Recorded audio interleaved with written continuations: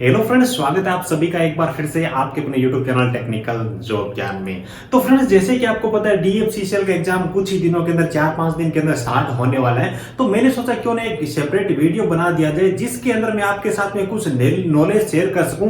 खासतौर से एजुकेटिव और जूनियर एजुकेटिव का जो पेपर है उसको लेकर के कुछ चीजें मैं आपको बताऊंगा जो कि एग्जामिनेशन के अंदर आपकी काफी ज्यादा हेल्प करने वाली है। और आप उन चीजों को अगर थोड़ा सा फॉलो कर लोगे तो अच्छा खासा पेपर है वो अटेंड कर पाओगे।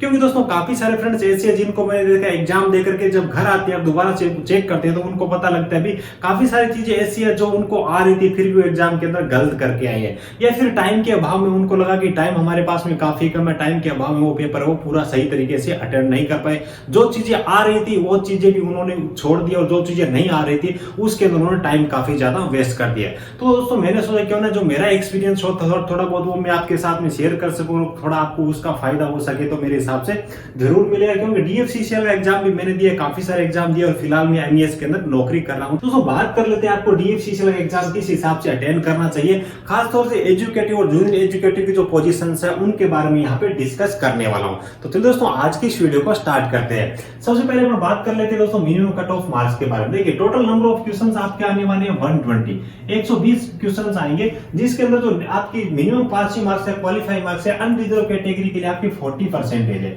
ठीक है, 40% आप करोगे तो 120 में से यहाँ पे मान देखिए 48% है वो आपके राइट होने जरूरी है। ये आपके क्वालिफाई मार्क्स है अनरिजर्व कैटेगरी के लिए।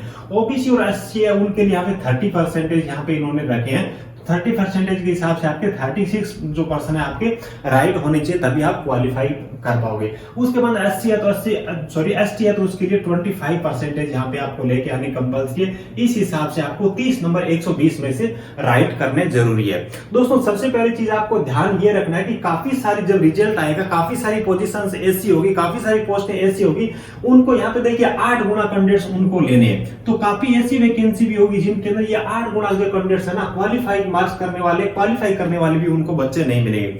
मेरिट काफी पोजीशंस ऐसी होगी जिनके अंदर हाई जाएगी, लेकिन आपका जो स्टार्टिंग जो आपका क्राइटेरिया ये रहने वाला है 120 में से 48 नंबर अनरिजर्व कैटेगरी के लिए। ओबीसी और एसटी को यहाँ पे 120 में से, और उसके बाद एसटी उनके 30% है वो 120 में से राइट होने जरूरी है दोस्तों। उसके बाद बात कर लेते हैं दोस्तों एक आपका जो मिनिमम परसेंटेज का क्राइटेरिया होता है, मैं रफली एक परसेंटेज का क्राइटेरिया हमेशा मान के चलता हूं दोस्तों 60% का। मेरे हिसाब से जहां तक मुझे अनुमान है किसी भी एग्जाम को आप अटेम्प्ट करते हैं तो वहां पे आपकी मिनिमम 60% आ रही है तो वहां पे आपके जो सिलेक्शन होने के चांसेस होते हैं वो स्टार्ट हो जाते हैं। मैं ये नहीं कहता कि 60% से किसी भी वैकेंसी के अंदर आपका सिलेक्शन हो जाएगा, लेकिन यहाँ पे जब आप पहुंच जाते हो ना 60% के पास में, यानी कि 120 में से अगर 72 क्वेश्चन आप राइट कर देते हो, आपको लगता है कि इतने क्वेश्चन हमारे राइट हो जाएंगे, तो उसके बाद मेरा कहने का मतलब है कि आपको ज्यादा पर्सन है वो गलत नहीं करने। इस हिसाब से आपके अंदर यह नहीं होना चाहिए कि मेरे तो पर्सन बहुत कम है अब मेरे तो अटेंड ज्यादा करने में चाहे गलत हो,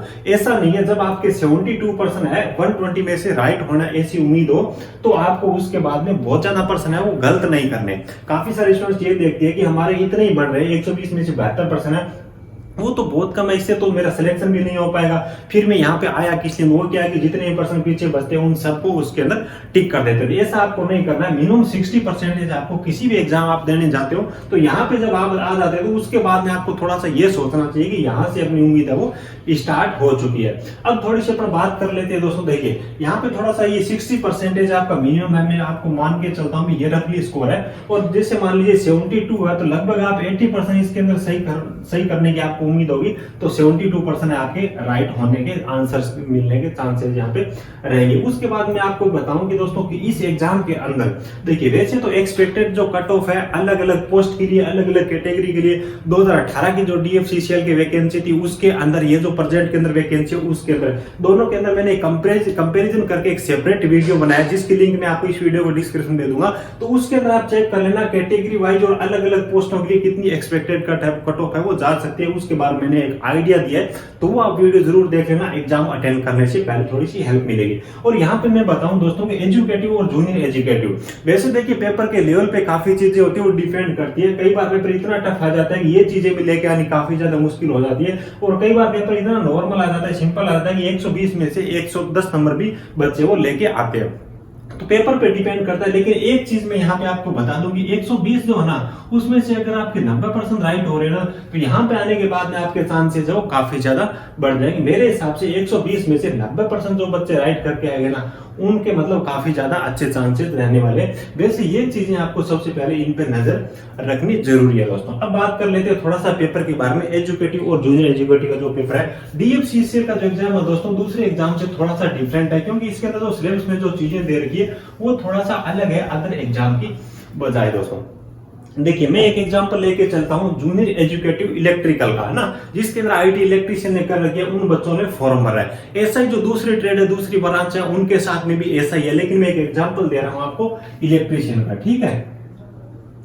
यहां पे क्या होने वाला है, देखिए यहाँ पे सबसे पहले देखिए आपका जूनियर एजुकेटिव के जितनी भी आपकी ट्रेड है सभी के लिए आपको 2 पोर्शन रहेगा। पार्ट 1 के अंदर आपके 60 क्वेश्चंस रहने वाली है, और पार्ट 2 है उसके अंदर आपके फिर से 60% रहने वाले। टोटल मिलाकर के आपको यहाँ पे 120 क्वेश्चंस देखने को मिलेंगे। ये जो पोर्शन रहेगा पहले वाला, ये रहेगा आपका नॉन टेक्निकल, और नंबर 2 पे ये रहेगा आपका टेक्निकल का पोर्शन रहेगा, ठीक है। तो आपको नॉन टेक्निकल है, इसके अंदर मैथमेटिक्स का और रीजनिंग का थोड़ा सा ध्यान रखना है। देखिए आपका जो रीजनिंग वाला पोर्शन है उसके अंदर कुछ चीजें ऐसी रहेगी जो मतलब बहुत ज्यादा टाइम कंज्यूमिंग रहेगी। जैसे कि मान लीजिए रीजनिंग के अंदर सर्किल वाला जो देगी, उसके अंदर बैठने की व्यवस्था करनी है। काफी बार इस प्रकार के पर्सन के अंदर आप 2-3 बार ट्राई करोगे, फिर भी आपके ये जो सारी चीजें ना सेटलमेंट नहीं हो पाती है, और टाइम आपका बहुत ज्यादा लग जाता है। तो इस प्रकार से पर्सन जो कोई आए 2-3% जिन पे आपकी ज्यादा अभ्यास नहीं है, ज्यादा पकड़ नहीं है, तो उनको आप इग्नोर कर सकते हो। और इनका जो टाइम आप टेक्निकल के अंदर और जीके वगैरह उनके अंदर आप दोगे तो अच्छा रहेगा। मैथमेटिक्स के अंदर जूनियर जो एजुकेटिव उनके लिए मैं बात करूं तो मैथमेटिक्स के अंदर जो इस प्रकार की जो प्रश्न आ गए जिनका आपने अभ्यास नहीं किया, या फिर आपको पहले से डर लग रहा है कि इस प्रकार के प्रश्न आएंगे तो मैं नहीं कर पाऊंगा, उन प्रश्नों को एक बार आपको छोड़ देना है, और वो जो टाइम है आपको टेक्निकल के अंदर देना है दोस्तों, ठीक है। अब टेक्निकल की मैं यहाँ पे एक आपको एग्जांपल दे रहा था इलेक्ट्रिशियन के अंदर, ऐसा ही सभी ट्रेड के अंदर होने वाला है। इसीलिए डीएफसीसीएल का जो एग्जाम है दोस्तों दूसरे एग्जाम की बजाय थोड़ा सा डिफरेंट है। देखिए आईटी लेवल का ये जो पेपर है जूनियर एजुकेटिव है, लेकिन यहाँ पे आपको सिग्नल से संबंधित पर्सन है आपके सिलेबस के अंदर दे रखी है। उसके बाद में कंट्रोल सिस्टम है, ठीक है, कंट्रोल सिस्टम के आपके यहाँ पे सिलेबस के अंदर चीजें दे रखी है। पावर इलेक्ट्रॉनिक्स और डिजिटल इलेक्ट्रॉनिक्स की चीजें आपको यहाँ पे दे रखी है। लेकिन जो कंट्रोल सिस्टम होता है मिनिमम आपका जो डिप्लोमा लेवल होता है वहीं से स्टार्ट होता है। सिग्नल होता है यही आपका डिप्लोमा और बीटेक लेवल से स्टार्ट होता है, ठीक है। और उसके बाद में काफी सारी है, पावर इलेक्ट्रॉनिक्स की चीजें, डिजिटल इलेक्ट्रॉनिक्स की चीजें, मशीन के अंदर भी थोड़ी सी एडवांस चीजें इन्होंने दे रखी है। तो ये सब चीजें इन पे आपको बहुत ज्यादा ये नहीं करना है कि हमने तो छोड़ दिए, हमारे को आ नहीं रहे, क्योंकि आईटी लेवल के जितने भी बच्चे हैं उन सभी की इन पे कमांड है वो बहुत कम है, ठीक है। बहुत सारे बच्चे ऐसे होंगे जिन्होंने पर्सन इस प्रकार के आएंगे इनके अंदर जिनका नाम भी नहीं सुन रखा होगा। तो इनके अंदर आपको टाइम वेस्ट करने की बजाय टेक्निकल के अंदर जो आपके बेसिक जो चीजें आपने आईटी के अंदर पढ़ रखी है, जो सिलेबस के अंदर है आईटी के अंदर, उन चीजों पे ये जो टाइम आपको वहां पे देना है, ताकि आपकी जो अटेंडिंग है वो भी अच्छी हो जाएगी, और उसके बाद में यहाँ पे जो पर्सन करेक्ट होने के चांसेस है वो भी आपके अच्छे खासे हो जाएंगे, ठीक है। और यहाँ पे देखिए 120 नंबर है, तो आईटी में मैं आपको बताऊं कि 120 में से 90% जिनके राइट हो रहे होंगे उनके चांसेस है वो काफी अच्छे रहने वाले। लेकिन इन सब चीजों से बचना है। मैथमेटिक्स है उसके अंदर ज्यादा डीपली नहीं जाना, जो फॉर्मूला बेस्ड डायरेक्ट पर्सन है उनको आपको अटेंड करना है। उसके बाद में रीजनिंग के अंदर आओगे तो रीजनिंग के अंदर इस प्रकार की जो चीजें हैं, ठीक है, जो आपने कभी पढ़ी नहीं है या फिर आपको बहुत ज्यादा टफ लग रही है, जो टाइम कंज्यूमिंग है, उन चीजों को एक बार छोड़ करके आपको टेक्निकल पे आना होगा, ठीक है। और टेक्निकल के अंदर ये जो चीजें हैं जो आपके सिलेबस में आपने आईटी में नहीं पढ़ी है, तो उन सब चीजों को एक बार के लिए इग्नोर करना है। उसके बाद में टाइम बचे तब आपको इन चीजों पे जाना है, नहीं तो आप पहले इन चीजों पे आ जाओगे तो ये जो आपका कोर टेक्निकल होगा, जो आईटी में आपने चीजें पढ़ रखी है, जो चीजें आ रही है वो चीजें भी आपके पीछे छूट जाएगी, करा के वही चीज हो जाएगी। मेरे को जो चीजें आ रही थी वो भी मैं एग्जाम के अंदर नहीं कर पाया। सबसे पहले आपकी कोशिश ये होनी चाहिए कि जो आपकी इफिशियंसी है, आप जितना कर सको आप मैक्सिमम आप उसके अंदर दे पाए एग्जाम के अंदर या नहीं दे पाए। जो नहीं आ रही है उसके अंदर राइट करना वो तो एक अलग बात है, लेकिन खुद को जो चीजें आ रही है वो एग्जाम के अंदर लिख के आनी जरूरी है, ताकि एग्जाम देने के बाद आपको कम से कम धोखा नहीं हो दोस्तों। उसके बाद अपन एग्जीक्यूटिव की बात कर लेते हैं, जो डिप्लोमा लेवल की वैकेंसी है। तो यहाँ पर भी देखिए सिविल वाले हो, चाहे मैकेनिकल वाले हो, चाहे इलेक्ट्रिकल वाले हो, डीएफसीसीएल का जो एग्जाम है थोड़ा सा डिफरेंट है। यहाँ पर भी अलग अलग ब्रांच के टेक्निकल पर्सन है वो मिला के आते हैं। जैसे कि इलेक्ट्रिकल की मैं बात करूं दोस्तों, इलेक्ट्रिकल के अंदर यहाँ पे आईटी से संबंधित प्रश्न पूछे जाएंगे, टेलीकम्युनिकेशन से संबंधित आपके प्रश्न पूछे जाएंगे, ठीक है। और उसके बाद में आपके कंप्यूटर के लैंग्वेज से संबंधित प्रश्न वो थोड़े से एडवांस पूछे जाएंगे, मैकेनिकल से संबंधित प्रश्न भी इसके अंदर आपको देखने को मिल सकते हैं। यानी कि मेरा कहने का मतलब है कि जिस आप एजुकेटिव की जिस ब्रांच से एग्जाम दे रहे हो, जूनियर इंजीनियर इलेक्ट्रिकल से आप दे रहे हो, तो यहाँ पे ये जरूरी नहीं है कि आपको इलेक्ट्रिकल के ही प्रश्न देखने को मिलेंगे। यहाँ पे कम से कम मैं आपको बताऊं कि 4 से लेकर के 5 ब्रांच के प्रश्न आपको एक ब्रांच का जो एग्जाम होगा उसके अंदर देखने को मिलेगी।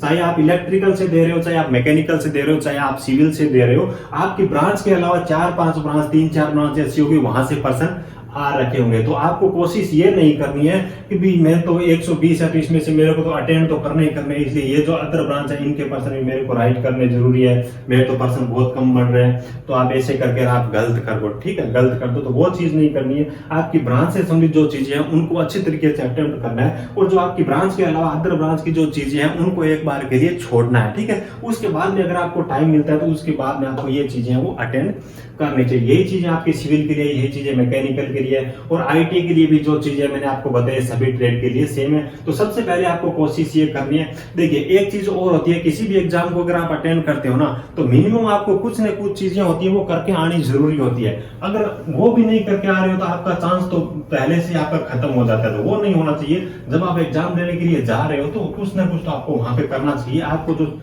देखिए मिनिमम यहाँ पे मैंने आपको बताया था जो 48 का जो यहाँ पे बताया था, ठीक है, यहाँ पे 36 का बताया था, यहाँ पे 30 का बताया था। ये चीजें है ना, ये तो आपको करके आनी है। मान लीजिए कि यहाँ पे आपको लग रहा है कि यहाँ पे 40 से कम ही मेरे बन रहे हैं, तो उसके बाद में 120 जो है उनमें से आपको वो चीजें वहां पे आपको टिक करना होगा, क्योंकि आपकी मजबूरी है, नहीं तो आप ऑटोमेटिक पहले ही फेल हो रहे हो, है ना।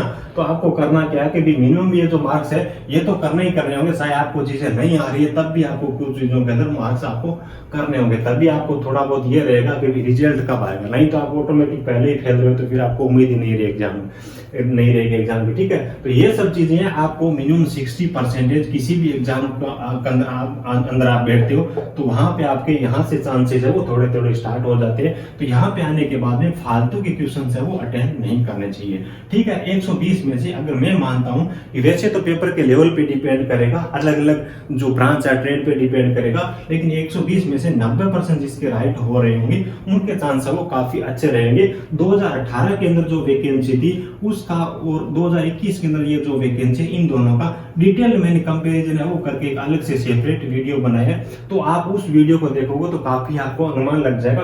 वहां पे मैंने ब्रांच वाइज और कैटेगरी वाइज पीछे की जो कट ऑफ थी उसके बारे में और 2021 के अंदर एक्सपेक्टेड कट ऑफ है उसके बारे में बताया। तो सारी चीजें मेरे हिसाब से आपको समझ में आ गई होगी, ठीक है। वीडियो अगर अच्छा लगा तो लाइक करना, अपने जरूरतमंद दोस्तों के साथ में थोड़ा सा इसको शेयर जरूर कर देना। Thank you, best of luck, जय हिंद। मिलते हैं एक नए वीडियो में।